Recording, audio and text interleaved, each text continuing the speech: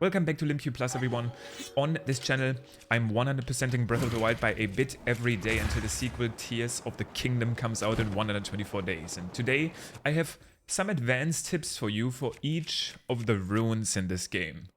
Obviously, this game being almost 6 years old now, you might already know everything about these runes, but maybe, just maybe, I can teach you something new about them. Over time, from playing the game a lot, I have learned multiple little quirks, small additions to these runes that you may not know. So we're going to start from the Bombs rune. Obviously, as we are doing this, I'm just going to continue my journey here through the game, getting 100%, getting a bunch of Korok seeds and stuff. So the gameplay will be in the back. But yeah, let's start with the Bomb Rune. The Bomb Rune is probably the most infamous one for tons of different niche tricks.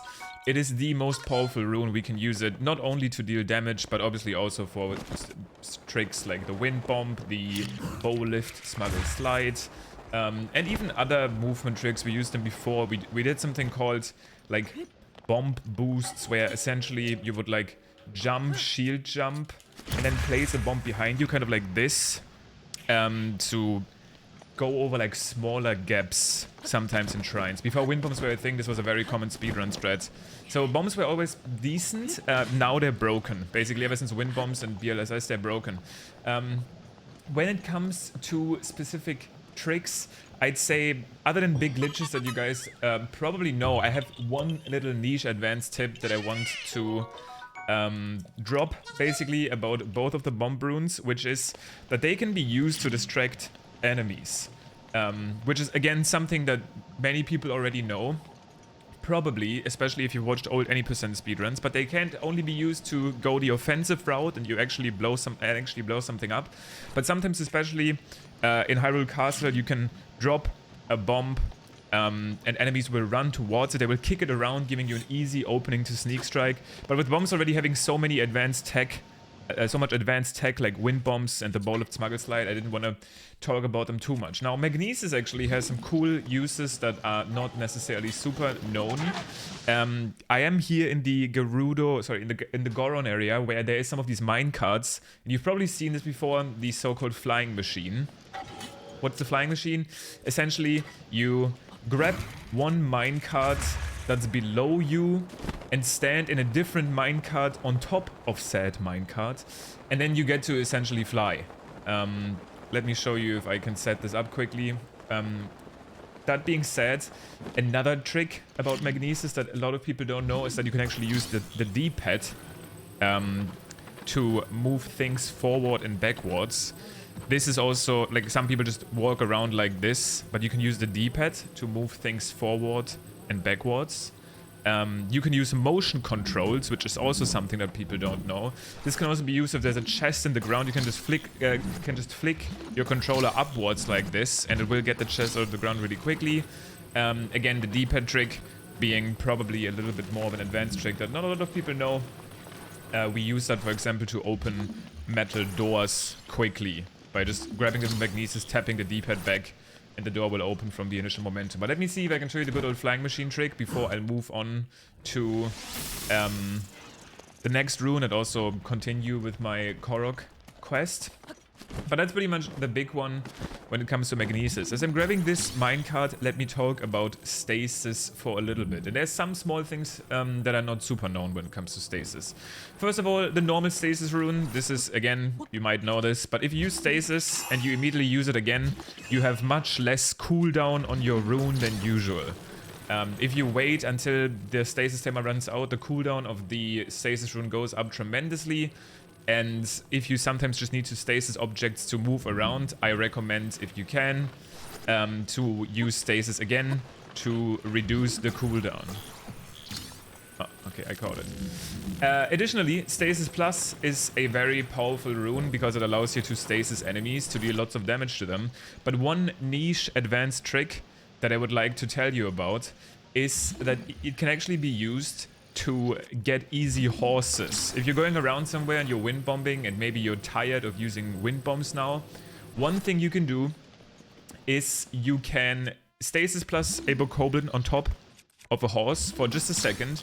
It will make it so that the horse is going to continue riding, the bokoblin is going to be stuck in the air, allowing you to quickly grab that horse.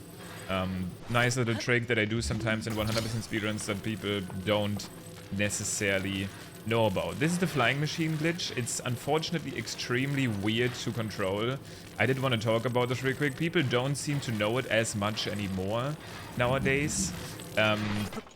Because, again, I'm not good at controlling it. People don't seem to know it as much anymore because how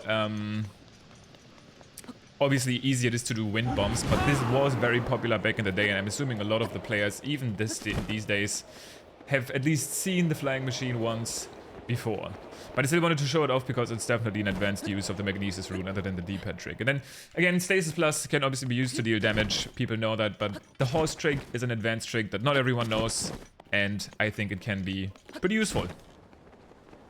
Now let's move on to Cryonis. Cryonis is definitely the most underwhelming rune when it comes to speedrunning. It's had some uses back in the day, and that's also the advanced tech that I want to talk about, which is the basically abusing the motion that the cryo block like inevitably has when you spawn it, right? When you spawn a cryo block, it starts from 0 and then it slowly starts growing until it's a full block.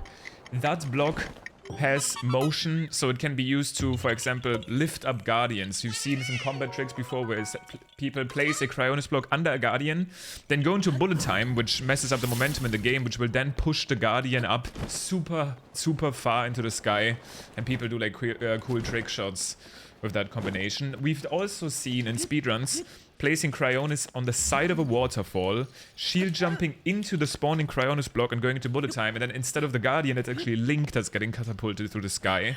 So cryo blocks used to be a movement strategy for speedruns.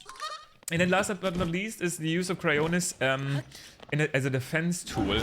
This is something that I still see people get surprised about, but you can actually use Cryonis on enemy Cryonis blocks. Where does this happen? Basically never. The only time it happens is in the attack on the Divine Beast Varuta and Water Blight Ganon boss fights. When they attack you with a Cryonis block, I guess Ganon, Calamity Ganon has an attack like that too. When they use Cryonis blocks on you, you can simply use the rune without cooldown, click the enemy Cryonis block, boom, boom, boom, and all of the Cryonis blocks will just instantly shatter. So it's a way to make the Ruta attack incredibly easy, and even deal with the annoying Water Blight attack sometimes, and then later Calamity Ganon, even though that's probably less annoying because at that point you'll be really strong. But that's another kind of advanced use of Cryonis that people don't seem to know.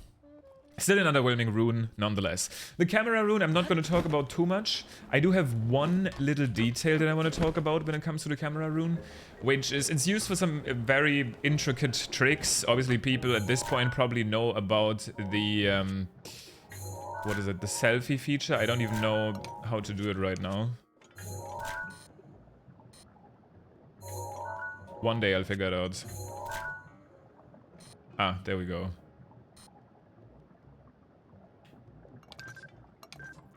Yeah. Beautiful. I don't know exactly how to do all of the poses right now. How did I even just do it? This is where I wish I could speak Japanese. Okay, this is how you take the picture. This is how you cancel the camera. No. Somebody in the comments... Ah, okay, it's just a left stick. Never mind. I was really confused as to why this is... Some people don't notice. Then also you can additionally hold the ZR button to get different poses, like the bow pose. I finally figured it out. But that's not really what I was talking about. What I wanted to talk about. I wanted to talk about using the selfie feature in general as a tool to clip through walls. I won't be able to really show this here, but something we do in speedruns is we stand in a corner, we open the camera, and then by going into selfie mode, you basically force the camera to clip through walls, which it won't work here. This is just a random wall.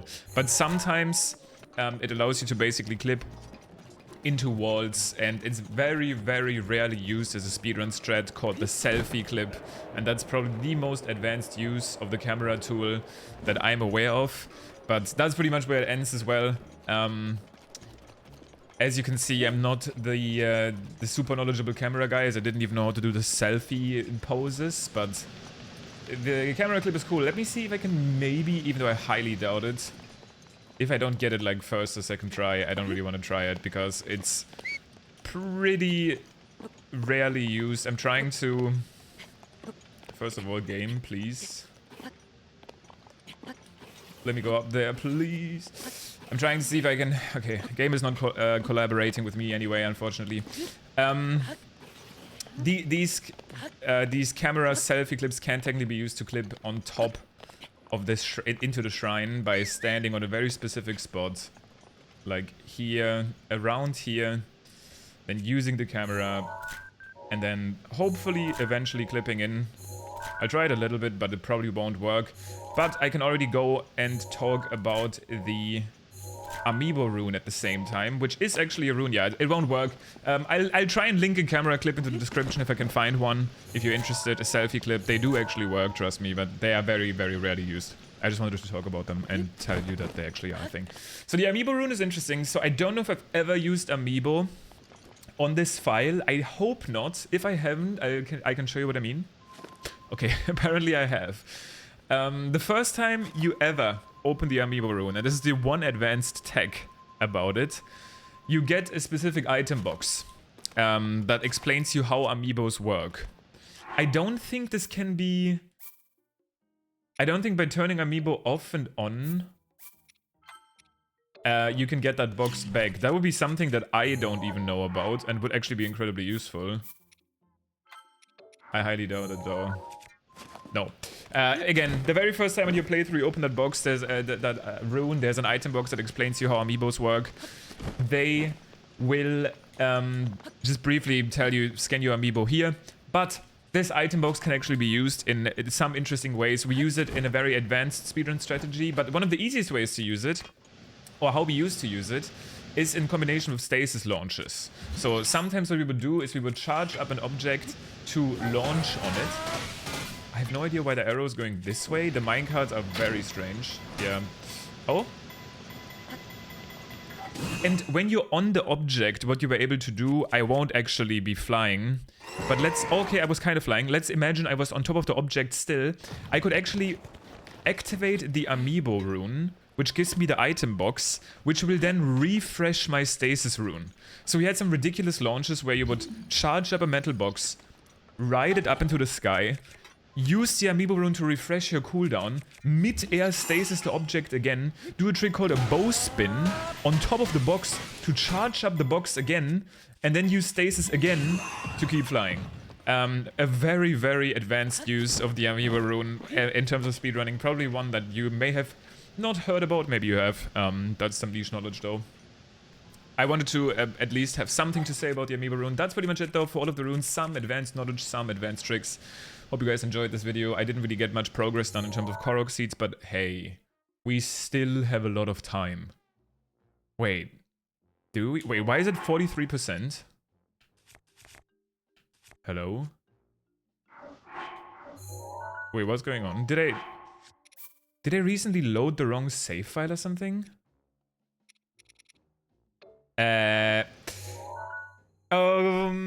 I'm pretty sure I was much closer to 50%, no?